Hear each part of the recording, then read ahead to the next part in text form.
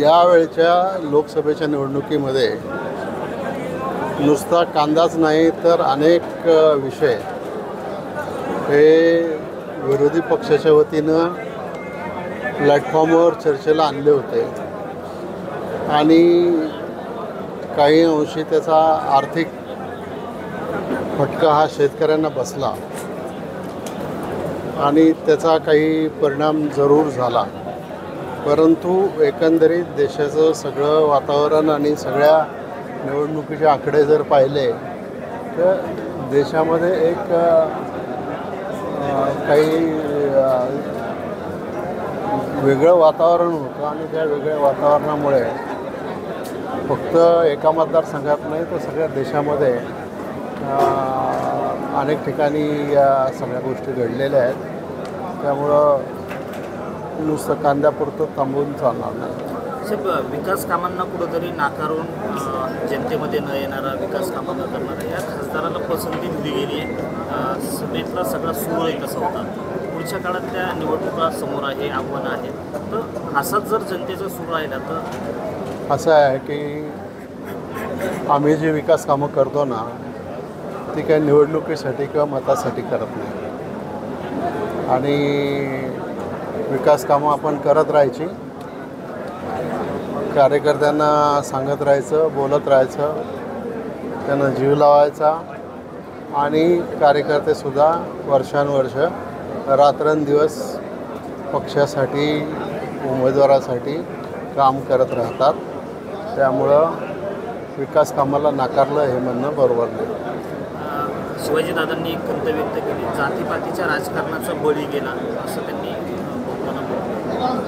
असं या विषयावर फार स्पष्ट मी बोलू इच्छित नाही. परंतु माझ्या भाषणामधून मी त्याचं विश्लेषण केलेलं आहे की वेगवेगळ्या समाजाला वेगवेगळ्या गोष्टी सांगितल्या गेल्या आणि त्याचा परिणाम मतदानावर झाला. आता उदाहरणार्थ सांगायचं तर आदिवासी भागामध्ये घटना बदलणार हे त्या ठिकाणी सगळीकडं सर्व आदिवासी भागात सांगितलं गेलं.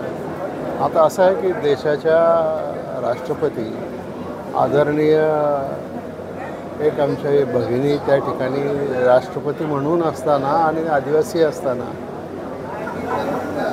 घटना बदलून आदिवासींचं आरक्षण काढायला कोण निघालं आहे, SCचं आरक्षण काढायला कोण निघालं आहे. हे फक्त निवडणुकीपुरते फसवेगिरीचे मुद्दे होते आणि त्याच्या आधारावर प्रभावीपणाने मांडले जे आमच्या बाजूने आम्ही मांडू शकलो नाही. साहेब, लोकसभा निवडणुकीनंतर आता विधानसभेची तयारी आहे. मतदारांचा कल पाहता विधानसभेला उमेदवार बदलले जातील, नवीन चेहऱ्यांना संधी दिली जाईल का? नाही, इतक्या लवकर मला सांगता येणार नाही आणि तो माझा अधिकार पण नाही. तो पक्षश्रेष्ठींचा अधिकार आहे. त्यामुळे आता उद्या दिल्लीचं सरकार स्थापन झालं की त्याच्यानंतर आम्ही आता कालच परवाच भेटलो आम्ही मुंबईला.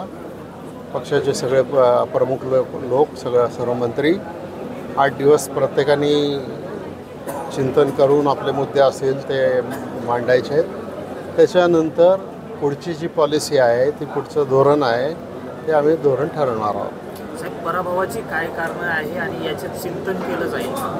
हो, मी पहिल्याच याच्यामध्ये सांगितलं की हा जो पराभव झाला तो जरी झालेला असला तर आम्ही तो जनतेचा कौल आहे हा नम्रतेने या ठिकाणी स्वीकारतो आणि का पराभव झाला, का ही परिस्थिती निर्माण झाली याच्या संदर्भामध्ये आम्ही आत्मचिंतन करून जिथं जिथं सुधारणा करायला पाहिजे तिथं तिथं सुधारणा करू. मी मगाशीच माझ्या भाषणामध्ये सांगितलं, पराभव हा मुद्दा माझ्या दृष्टीनं खूप गौण आहे.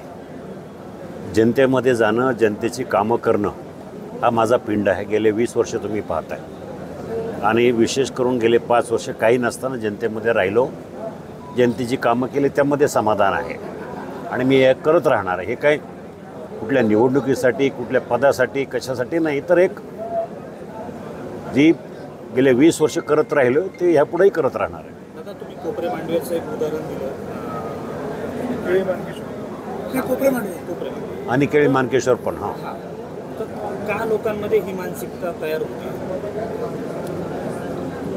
काय झालं की विरोधी उमेदवारांकडनं चुकीचा प्रचार करण्यात आला. संविधान बदलेल असं प्रकारचा खोटा प्रचार त्या मंडळींनी केला, त्यामुळं लोकांचं मत बदलली. पूर्ण आदिवासी भाग जुन्नर, आंबेगाव, खेड या ठिकाणी लोकांची दिशाभूल करण्यात आली गेल्या वेळेलासुद्धा आणि ह्या वेळेलासुद्धा.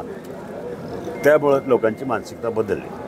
आता लोकसभा संपली, विधानसभा, जिल्हा परिषद पंचायत समिती या निवडणुका, तुमच्या दोन्ही मित्रांवरती मोठी जबाबदारी आहे. कशी दिशा राहील पुढची? शिरूर लोकसभा मतदारसंघामध्ये जे मतदारसंघ राष्ट्रवादी काँग्रेस पक्षाच्या वाट्याला येईल त्या ठिकाणी मी प्रचार करेल, त्या ठिकाणी ते उमेदवार निवडून येण्यासाठी प्रयत्न करेल. अशा प्रकारचं मी चंग बांधलेलं आहे. निवडणुकीमध्ये पराभवाची कारणं आपण पाहिलेली आहात. पुढच्या निवडणुकीमध्ये त्यात सुधारणा केली जाईल, त्यामुळे प्रामुख्याने तुमची जबाबदारी महत्त्वाची राहणार आहे. आणि ठीक आहे ना, हा एक धडा आम्हाला शिकायला मिळालेला आहे की काय झालं, कसं झालं. त्या ज्या चुका झाल्या असतील त्या पुढच्या काळामध्ये सुधारल्या जातील.